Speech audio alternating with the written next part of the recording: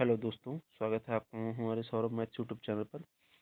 दोस्तों, हमने आपको टारगेट वाली जो वीडियो बनाई थी तो उसमें हमने आपको बताया था कि हम हिंदी और जीके जीएस के लिए खुद previous year and practice set लेके आएंगे। दोस्तों, कोई भी एग्ज़ाम हो अगर उसमें हमारी हिंदी या फिर जीके मतलब कुछ भी आ रहा है तो उसमें लगभग 70 to 75% जो है हमारे प्रीवियस ईयर का रोल रहता है। अगर हम प्रीवियस ईयर करके चले जाते हैं तो इतना स्कोर हम आराम से कर सकते हैं। दोस्तों ये जो हम करवाने वाले हैं प्रीवियस ईयर पेपर, ये आपका आज का 18/6/2018 का फर्स्ट शिफ्ट का एग्ज़ाम है। दोस्तों, हम आपको सेकंड शिफ्ट का भी इसी में करवाने वाले हैं, इसी वीडियो में इसके बाद करवाएंगे। तो दोस्तों, आप यहाँ पे ये चीज़ देख सकते हैं कि 20 क्वेश्चन तो दोस्तों सीधे सीधे आपको इसी से मिल जाएंगे और आपको इसके एनालिसिस से दोस्तों लगभग ये समझिए 32 क्वेश्चन प्लस ही आपको मिल जाएंगे एग्ज़ाम में प्रीवियस ईयर से ही। दोस्तों, तो चलिए दोस्तों, हम शुरू करते हैं अपनी इस सीरीज़ को। तो दोस्तों, आज का हमारा जो पहला क्वेश्चन है वो है, लड़के ने पुस्तक पढ़ी है, वाक्य का काल क्या है। तो दोस्तों, लड़के ने पुस्तक पढ़ी है दोस्तों, तो उसने वह पुस्तक पढ़ चुका है दोस्तों। तो देखिए दोस्तों, ता है, ती है, ते हैं, रहा है, रही है, रहे हैं, सब हमारे वर्तमान काल में आते हैं। तो दोस्तों, यहाँ पर हमारा सामान्य नहीं होगा क्योंकि पुस्तक पढ़ चुका है, पढ़ नहीं रहा है, पढ़ चुका है। संदिग्ध नहीं होगा, संभाव्य नहीं होगा, पूर्ण वर्तमान। दोस्तों, वो पूर्ण पढ़ चुका है मतलब पूर्ण हो चुका है कार्य, इसलिए यहाँ पर पूर्ण वर्तमान होगा। यहाँ पर आप इसका एनालिसिस भी देख सकते हैं। लड़के ने पुस्तक पढ़ी है, वाक्य में पूर्ण वर्तमान काल है। जिस वर्तमान काल में क्रिया के होने मतलब जिस वर्तमान काल में क्रिया के होने या पूर्णता का बोध होता है या करने की पूर्णता का बोध होता है उसे पूर्ण वर्तमान काल कहते हैं। जैसे उसने खाना खाया है, उसने खाना खाया मतलब उसने खाना खा लिया है। नेक्स्ट क्वेश्चन दोस्तों, नेक्स्ट क्वेश्चन है हमारा 2 सेकंड। निम्नलिखित में तद्भव शब्द है। दोस्तों, आप तद्भव शब्द इसमें देखना है दोस्तों। अंधकार, अंधकार ये अंक की बिंदी है दोस्तों, तो ये तत्सम है। और जहाँ पर ये चंद्र बिंदु आ जाएगी ये तद्भव में आता है दोस्तों। आशा, आशा में आप ये शाह देख सकते हैं दोस्तों, ये भी तत्सम है। और दोस्तों, अंगरक्षक, अंगरक्षक का जो तत्सम होगा, जो तद्भव होगा दोस्तों, वो होगा अंगरखा, इसलिए ये भी गलत होगा। ये हमारा जो अचरज है ये सही है, अचरज हमारा तद्भव है। अचरज का जो हमारा तत्सम होता है वो आश्चर्य होता है। देख सकते हैं यहाँ पर एनालिसिस, आश्चर्य अचरज का जो होता है, अंधकार का तद्भव अंधेरा होता है, और अंगरक्षक का तद्भव जो होता है दोस्तों, अंगरक्षक का तद्भव अंगरखा होता है, और आशा का तद्भव आश होता है दोस्तों। नेक्स्ट, शीत का विलोम होगा।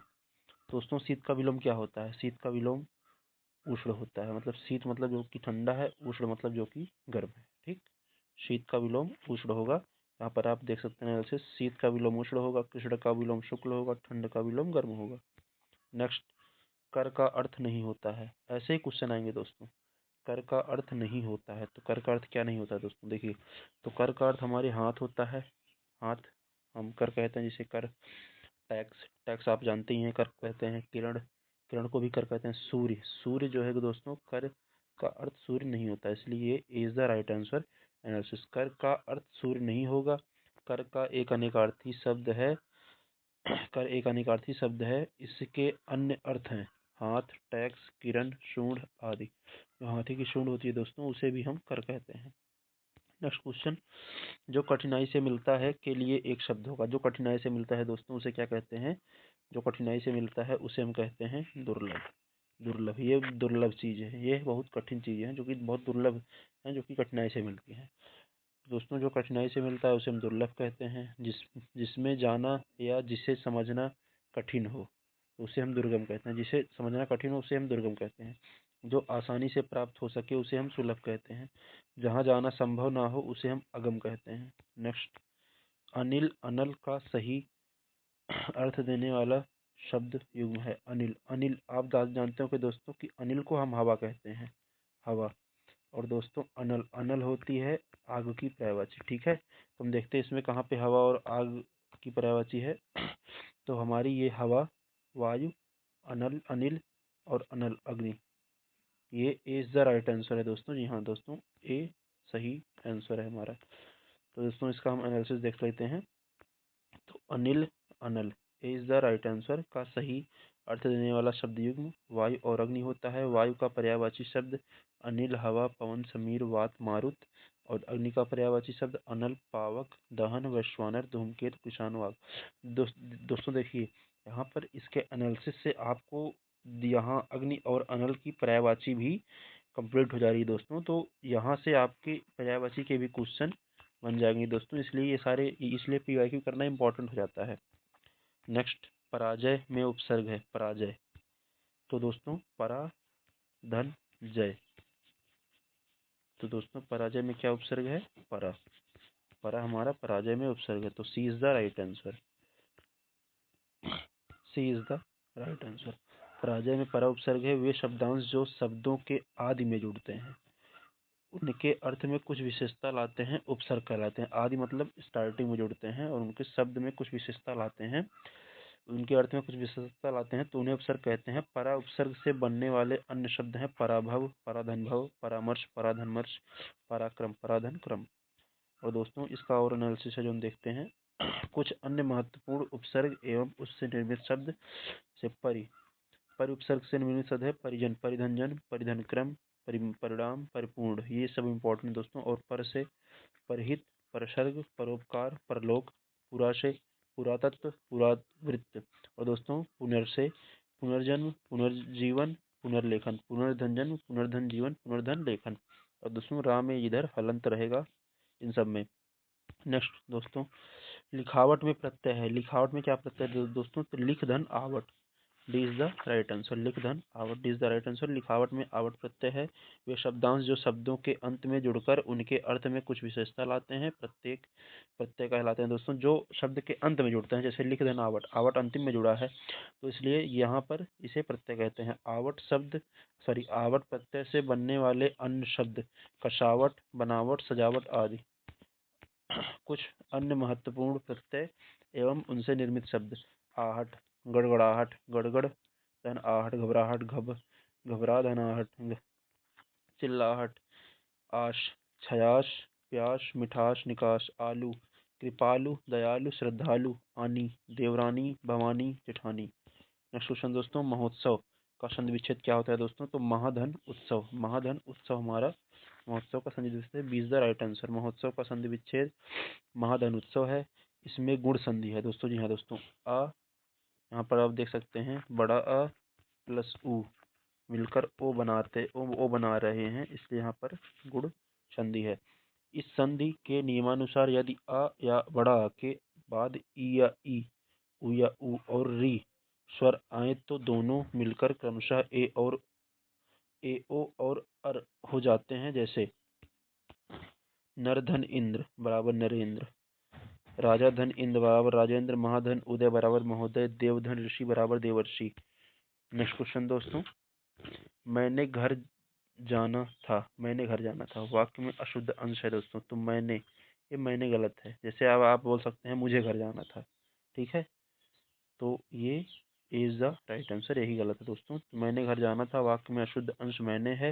इस वाक्यांश में मैंने के जगह मुझे शब्द प्रयुक्त होगा, अतः शुद्ध वाक्य मुझे घर जाना था होगा।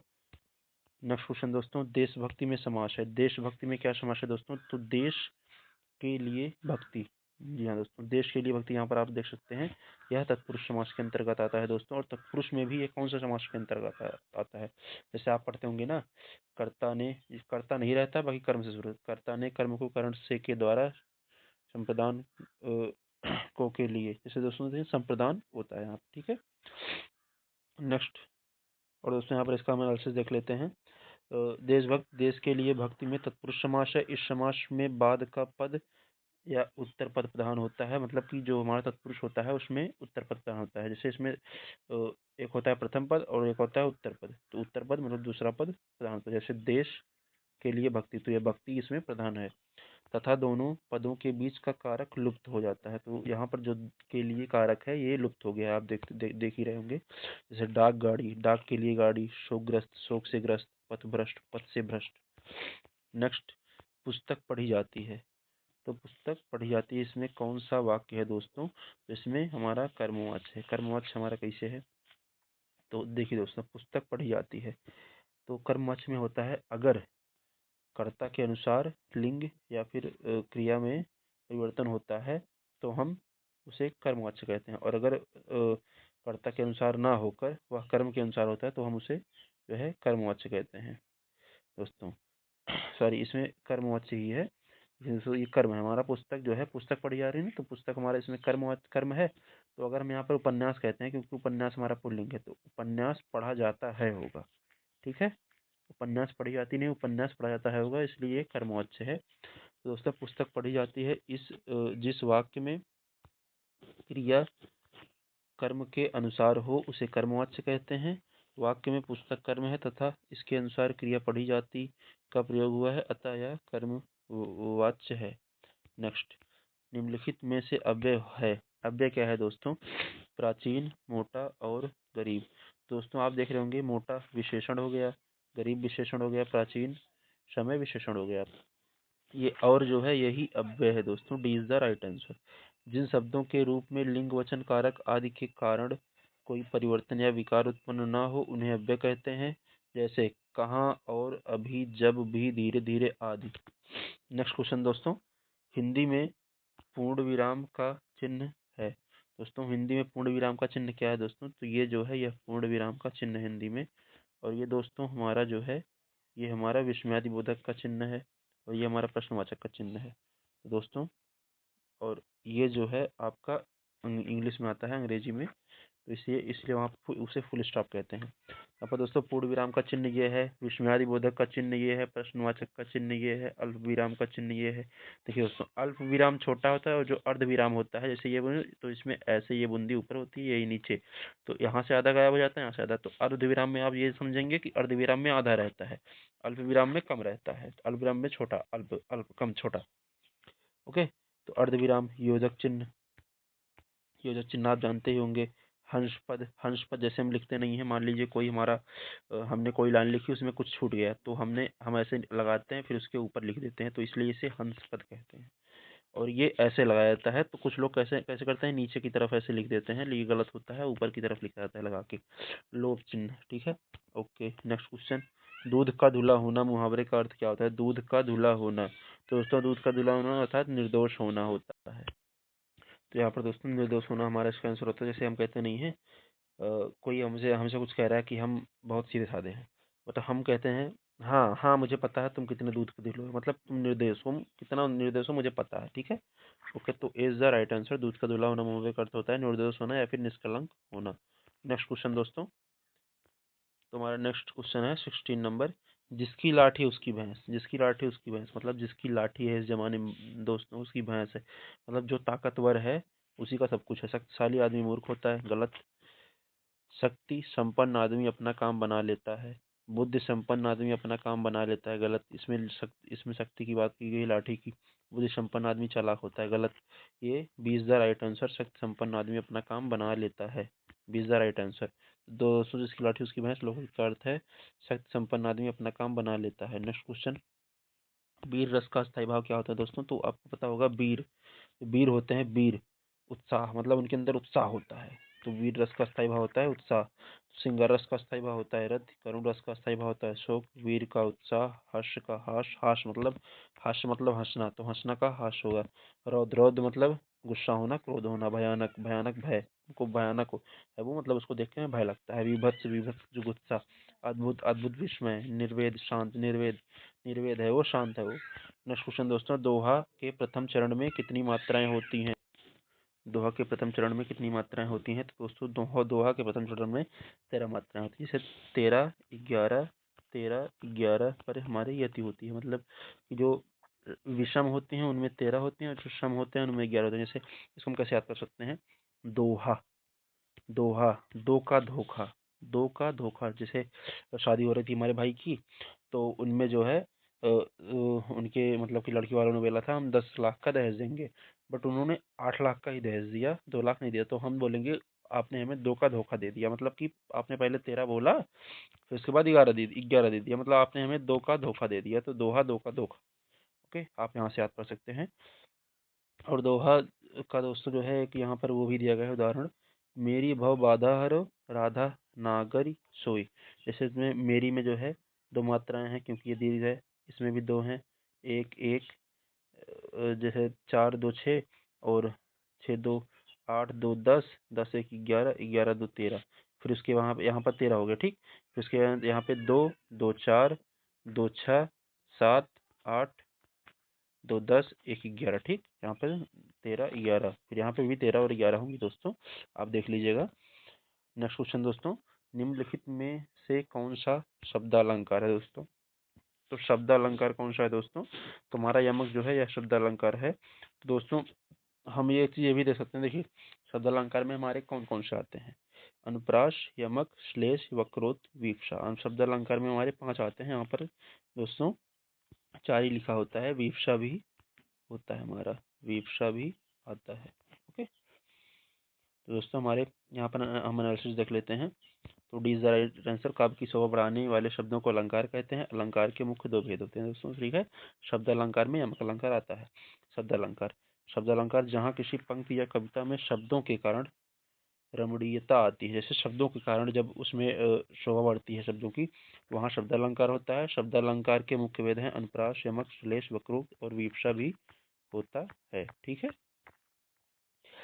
और अर्थ अलंकार में दोस्तों आते हैं हमारे जैसे जिसमें अर्थ के आधार पर रमणीयता आती है, मतलब अर्थ के आधार पर उसमें सुंदरता आती है, तो वहाँ पर अलंकार होता है। अलंकार अर्थ अलंकार होता है। अर्थ अलंकार के मुख्य भेद उपमा, रूपक, उत्प्रेक्षा, व्यतिरेक, अतिशयोक्ति, दृष्टांत, भ्रांति में संदेह, उल्लेख आदि।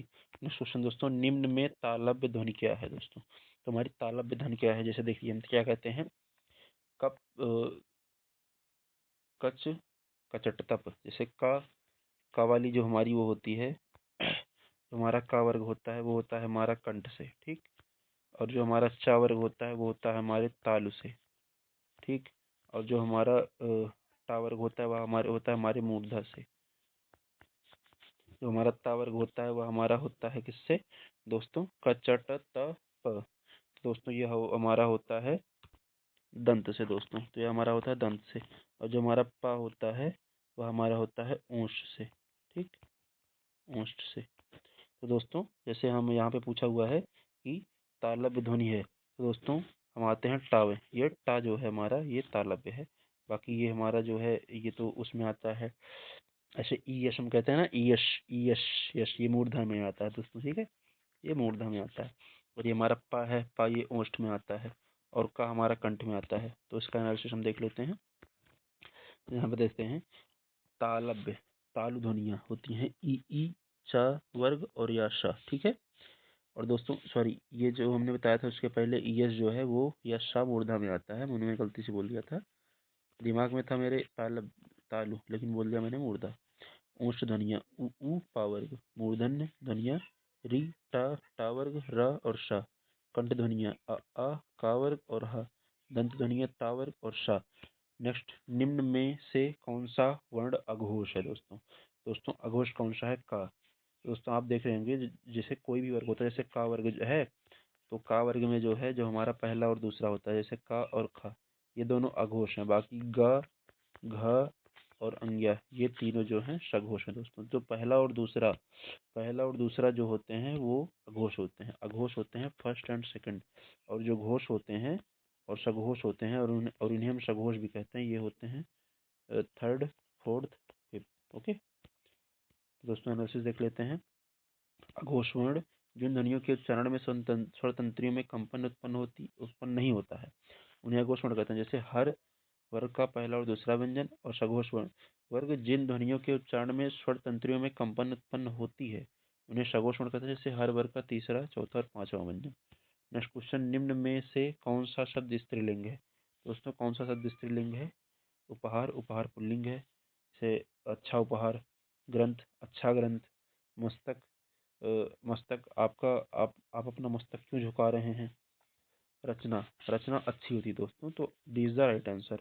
अकारांत संज्ञाएं स्त्रीलिंग होती हैं, जैसे रचना, घटना, प्रस्तावना, वेदना, प्रार्थना आदि। उपहार, ग्रंथ तथा मस्तक पुल्लिंग शब्द हैं। नेक्स्ट क्वेश्चन, निम्न निम्न में से कौन सा शब्द पुल्लिंग है? पुल्लिंग कौन सा शब्द है दोस्तों? तो हमारा राष्ट्र जो है यह पुल्लिंग है। इच्छा, इच्छा हमारी इच्छा जागृत होती है। रक्षा, रक्षा की जाती है। योग्यता, योग्यता दिखाई जाती है। योग्यता, योग्यता आंकी जाती है। योग्यता दिखती है। राष्ट्र, राष्ट्र हमारा पुल्लिंग शब्द है। देशों के नाम व पुल्लिंग शब्द हैं, जैसे भारत, चीन, ईरान, जापान आदि। ये सभी जैसे देशों के नाम जो होते हैं वो पुल्लिंग है, जबकि इच्छा, रक्षा और योग्यता स्त्रीलिंग है। नेक्स्ट, किस शब्द का प्रयोग सदा बहुवचन में होता है दोस्तों? तो प्राण जो है हमारा, प्राण का प्रयोग सदा बहुवचन में होता है। जैसे देखिए, बाल, आंसू, दर्शन, हस्ताक्षर, प्राण, होश, ये सभी सदा बहुवचन में आते हैं। और दोस्तों सदा एक वचन में प्रयुक्त होता है सोना, जनता, माल, सामग्री, सामान। नेक्स्ट क्वेश्चन, ने किस कारक का चिन्ह है? तो कर्ता ने, कर्ता ने, करण को, कर्म से के द्वारा, संप्रदान को के लिए। ओके, तो आप यहाँ पे ये भी देख सकते हैं, संज्ञा या सर्वनाम के जिस रूप से क्रिया के करने वाले का बोध होता है उसे कर्ता कहते हैं। इस कारक चिन्ह ने होता है। राहुल ने चोर को पकड़ा। कर्ता ने कर्म को करण से के द्वारा, संप्रदान को के लिए, हेतु अपादान से अलग होने का भाव, संबंध का के की रारेरी अधिकरण में पर विषय में, फिर संबोधन हे अरे ओ हाय, संबोधन में लास्ट में ये विस्मयादिबोधक चिन्ह होता है। और दोस्तों संप्रदान में अगर कोई वस्तु किसी को दी जाती है या फिर किसी के लिए कुछ किया जाता है तो उसे उसमें वो संप्रदान में आता है। नेक्स्ट क्वेश्चन, निम्नलिखित में सर्वनाम है दोस्तों, तो इसमें कौन सा सर्वनाम है दोस्तों? तो नदी, नदी हमारी जो है दोस्तों जातिवाचक संज्ञा है।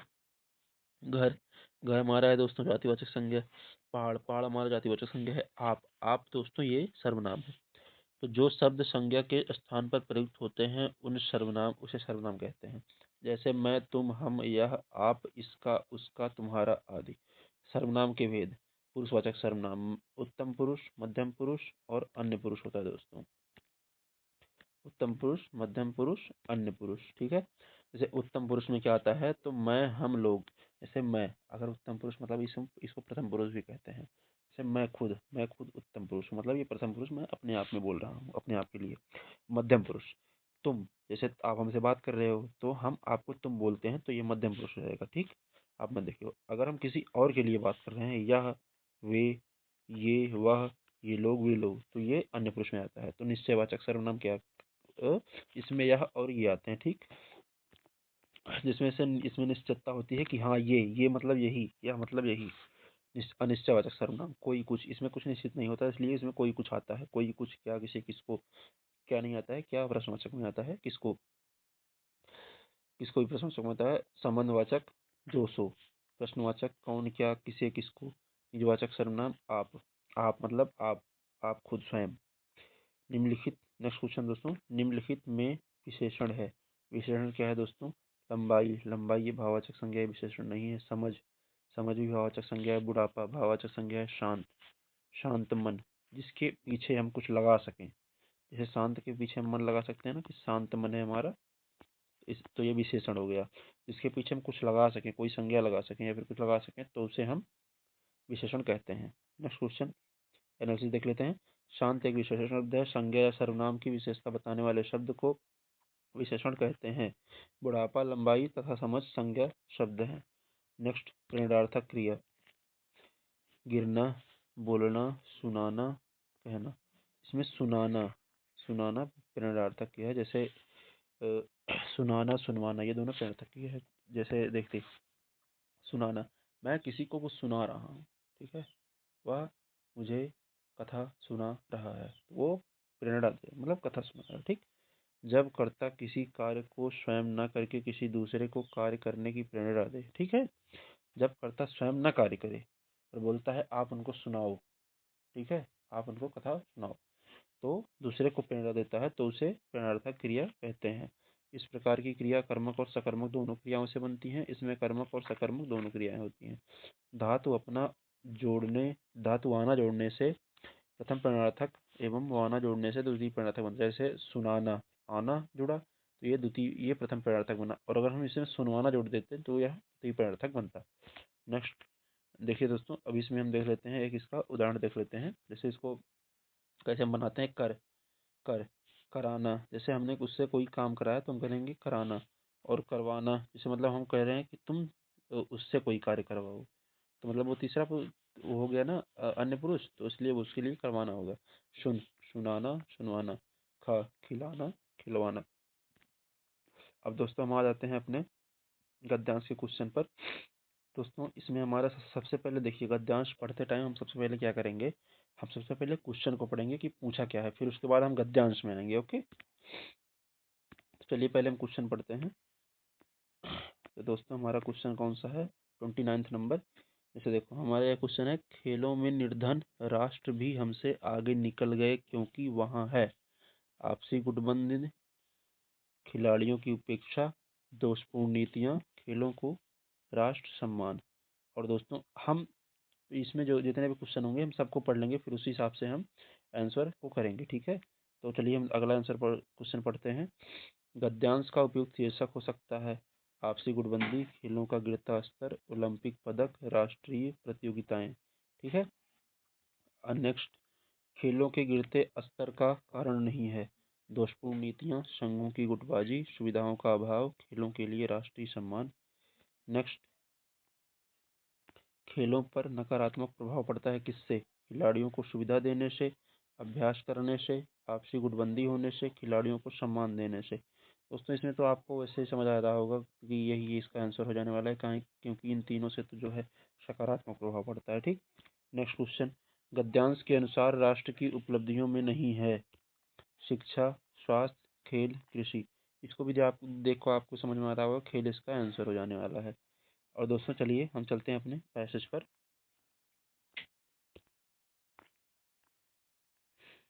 हमारा पैसेज है दोस्तों, भारत ने स्वाधीनता प्राप्त करने के बाद अनेक क्षेत्रों में महत्वपूर्ण उपलब्धियां प्राप्त की हैं। दोस्तों समझे, जब हम स्वतंत्र हुए तो उस समय हमारी स्थिति अच्छी नहीं थी, सरकारी प्रयासों से काफ़ी सुधार हुआ, परंतु अभी भी एक क्षेत्र ऐसा है जिसमें हम अभी तक कुछ विशेष नहीं कर पाए हैं, वह क्षेत्र है खेलों का क्षेत्र।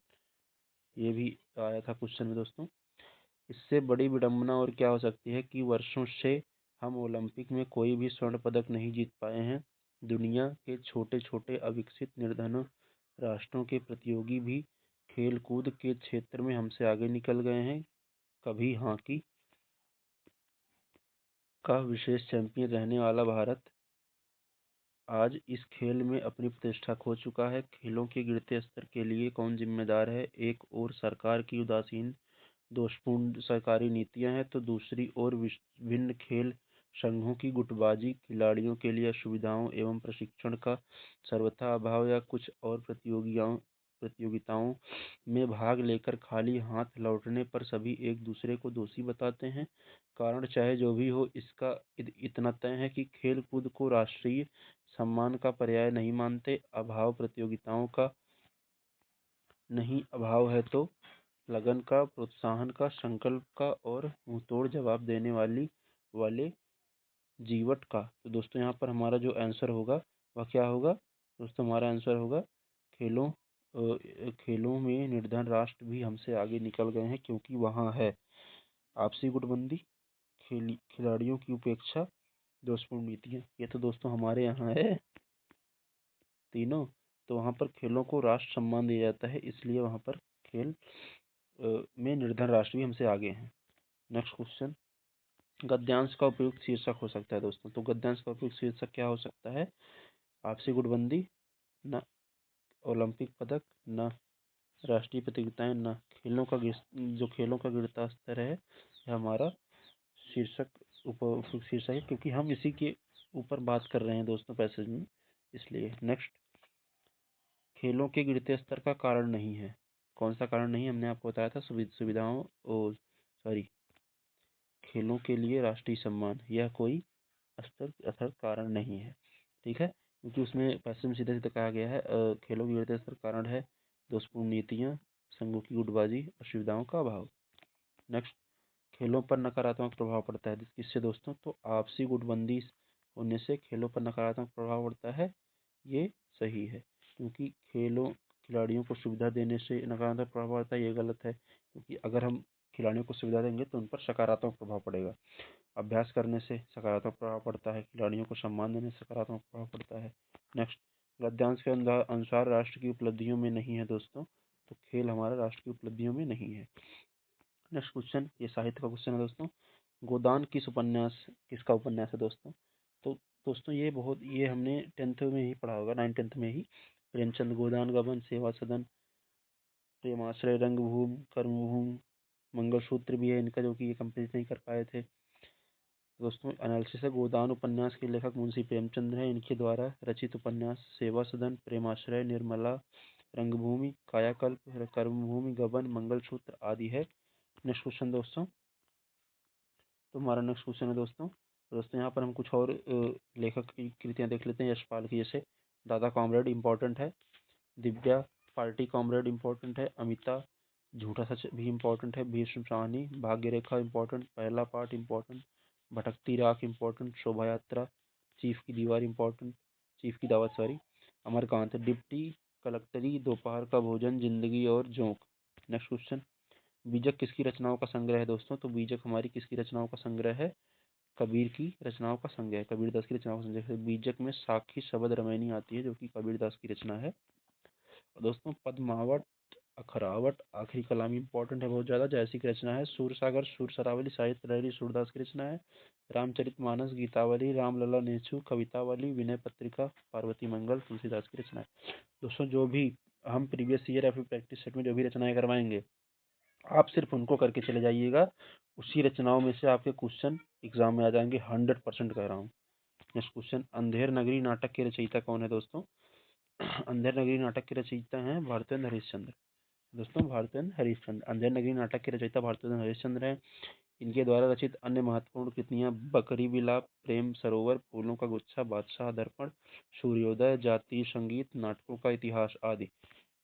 एनालिसिस देख लेते दोस्तों। जयशंकर प्रसाद की कृतियां कौन कौन सी हैं? प्रेम राज्य, कानन कुसुम, प्रेम पथिक, झरना, आंसू लहर, कामायनी, आकाशदीप, आदि, पुरस्कार, प्रतिध्वनि, महुआ आदि। मोहन राकेश, इंसान के खंडहर, जानवर और जानवर, एक और जिंदगी, विश्व शानी, भाग्य रेखा, शोभा यात्रा, पाली, पटरियां, भटकती राख। नेक्स्ट क्वेश्चन दोस्तों, कामायनी के रचनाकार हैं। तो दोस्तों कामायनी के रचनाकार कौन है? हमारे जयशंकर प्रसाद। दोस्तों जयशंकर प्रसाद की हम और रचना देख लेते हैं। दोस्तों जयशंकर प्रसाद की हमारी रचना है कामायनी, जो कि एक महाकाव्य है। प्रेमराज, झरना, आंसू लहर, कानन कुसुम।